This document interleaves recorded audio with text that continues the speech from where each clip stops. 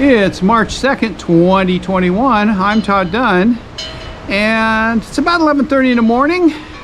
Last night at sunset, it was 46 degrees here. This morning, it was 9.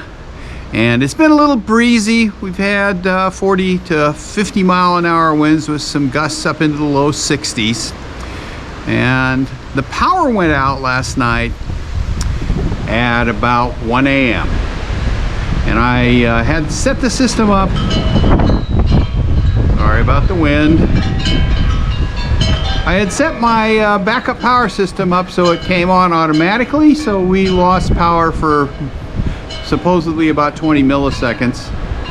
And we ran off the batteries overnight, but now the sun is out, and at just before noon our batteries have fully recharged, and we're currently running off the sun.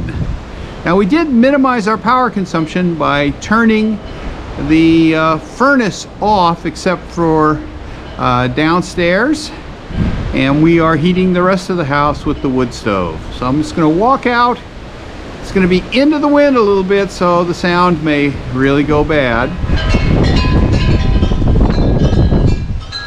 and show you what's powering the house right now.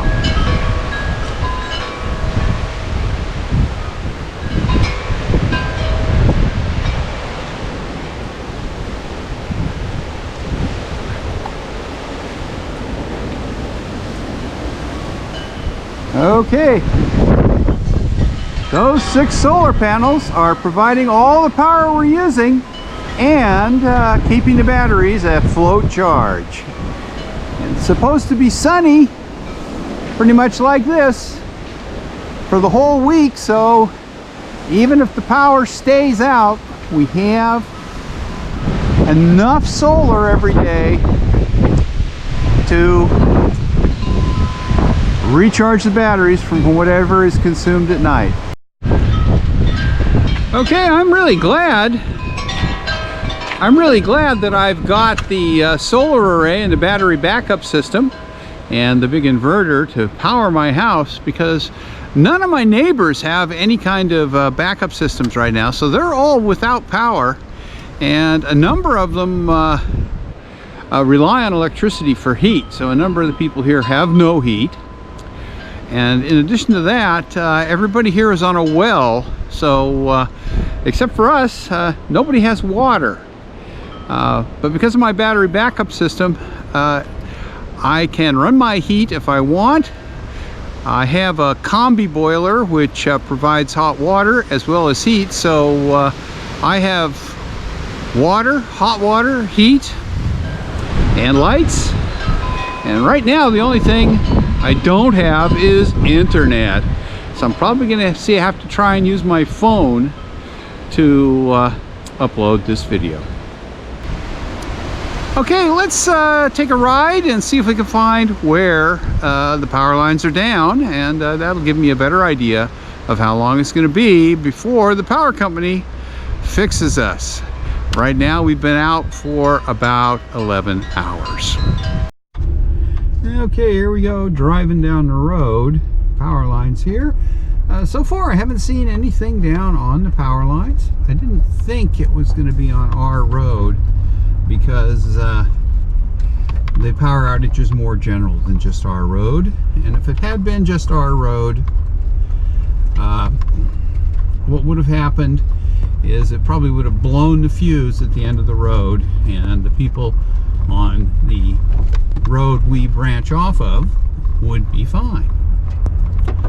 So our road looks good, nothing on the power lines. The wind is mostly west. Right now I'm driving almost straight east, so I didn't expect a tree to blow down across these power lines. And I can see up there, I don't know if you can pick it out up at the top of the pole, the fuse is closed. But the main power line up there is down and lying down along the edge of the road. I'm hoping it isn't in the road. Find out in a minute. It's right there along the side of the road.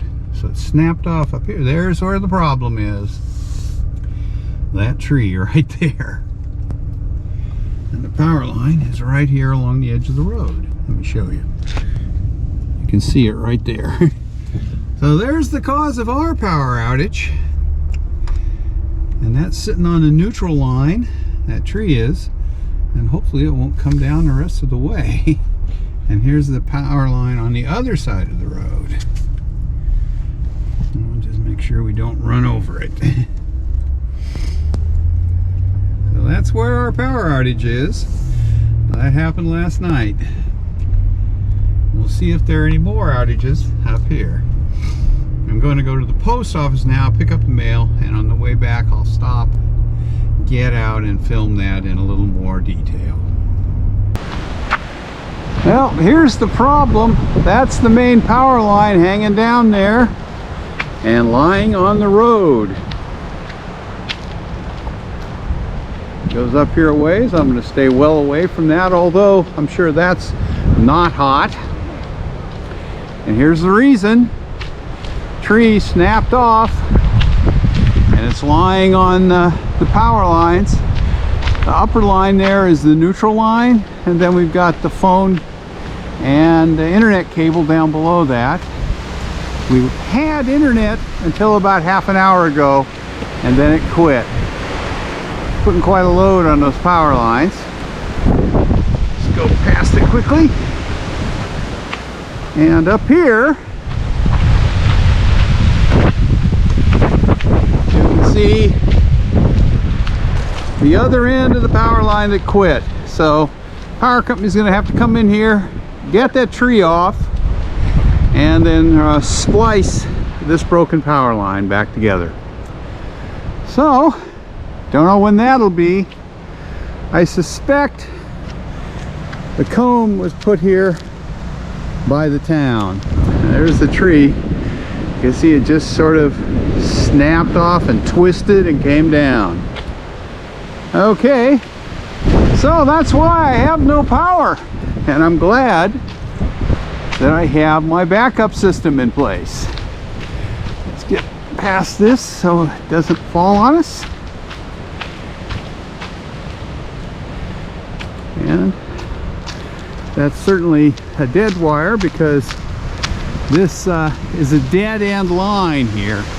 It just goes down to the last house, and that's it. So much for power and a good test of my solar battery backup system, which I'm very glad that I installed now. Anyway, that's one of the other joys of living on Mount Desert Island, Maine. Right here, I'm about 800 feet from the ocean, and it does get windy here in the winter, and this sort of thing happens. Anyway, thanks for watching. Hope you enjoyed seeing the reason we have no power right now. And if you did, please give me a thumbs up. If you haven't, please subscribe to my channel, and don't forget to click that notification bell. Thanks again for watching.